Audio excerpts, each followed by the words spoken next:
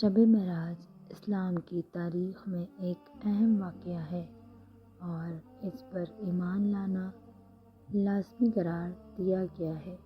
امام جعفر صادق علیہ السلام نے فرمایا، جو معراج کے واقعے پہ یقین نہیں رکھتا وہ ہم میں سے نہیں ہے۔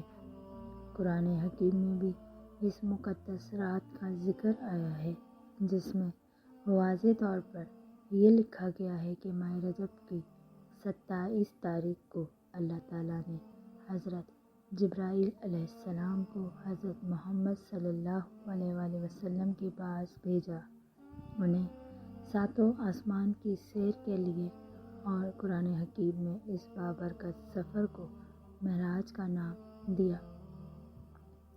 27 رجب کی رات حضرت جبرائیل علیہ السلام حضرت محمد صلی اللہ علیہ وآلہ وسلم کے گھر حاضر ہوئے اور آپ صلی اللہ علیہ وآلہ وسلم کو نیند سے بیدار کیا اور اللہ کا پیغام دیا۔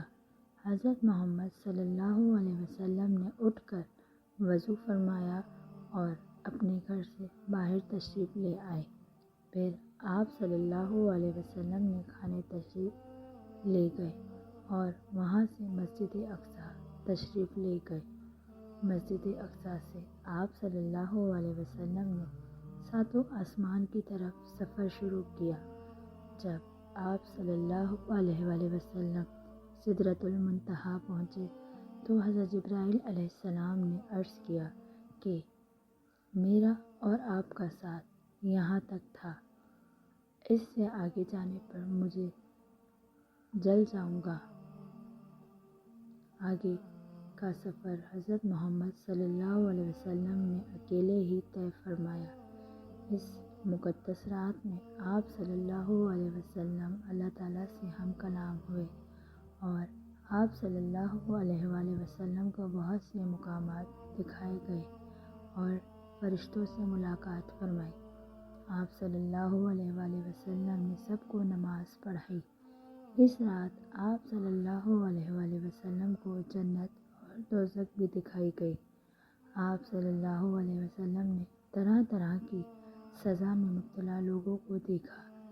اس رات امت محمدی کو 5 نمازوں کا تحفہ دیا گیا اور ساتھ ہی میں ان 5 نمازوں کی ادائیگی کے بدلے میں 50 نمازوں کے ثواب میں بشارت سنائی گئی۔